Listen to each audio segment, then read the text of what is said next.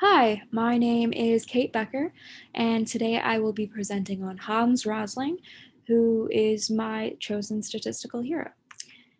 Rosling was born in Sweden in 1948, and he studied medicine and statistics at Uppsala University in Sweden. He's primarily known as a physician, and he became licensed in 1976, then served as the district medical officer in Mozambique. He spent a lot of time as a doctor in Africa, and he noticed a phenomenon where he saw patients getting a disease called Konzo, which is a paralytic disease.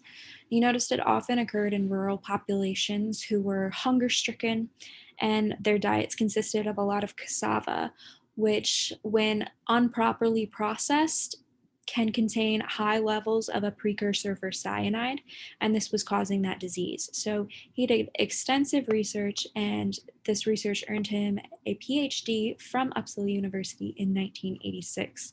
And he worked as a physician and with Doctors Without Borders for quite some time after that. But in 2005, Rosling and his son co founded the Gapminder Foundation.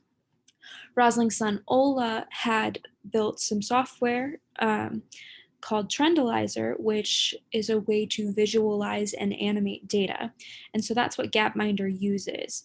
And it allows users to select variables and understand trends over time. So the data is very reliable and comes from the United Nations and World Bank. And I'll give a quick example of how it works. So Gapminder looks like this, and this is just one of the tools on the site.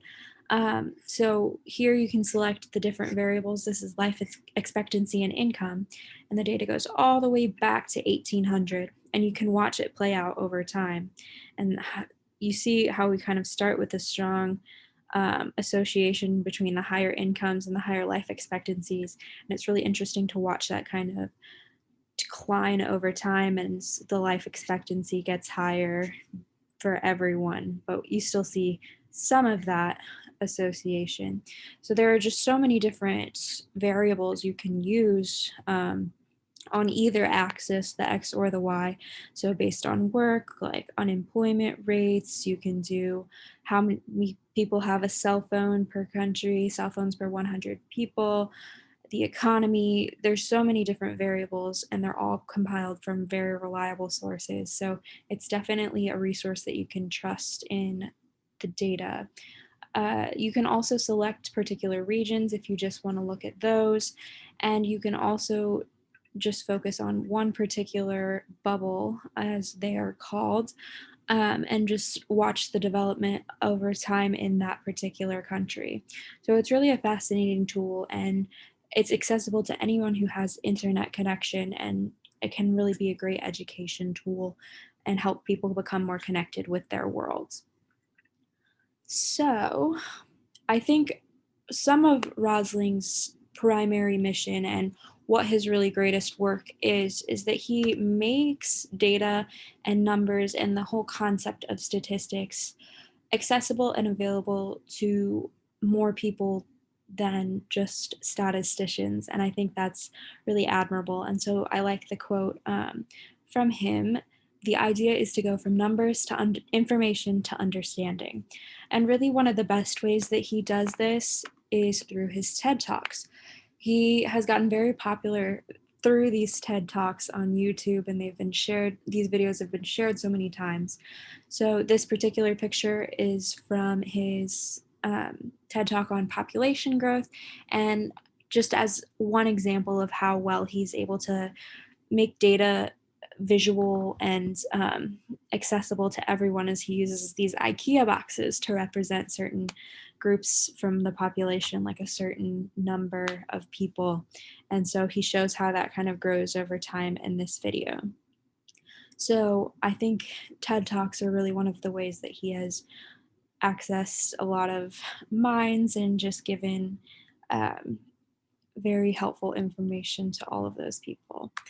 Later on in his life, Rosling started the book Factfulness, which many of you may have read.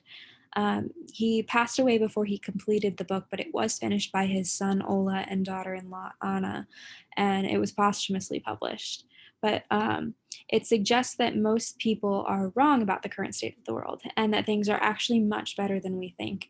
And throughout the book, he supports this thesis with various visualizations of so many improving trends, and it's all from reliably sourced data, just like Gapminder. And some of the examples he gives are population numbers and also fertility rates and child mortality rates.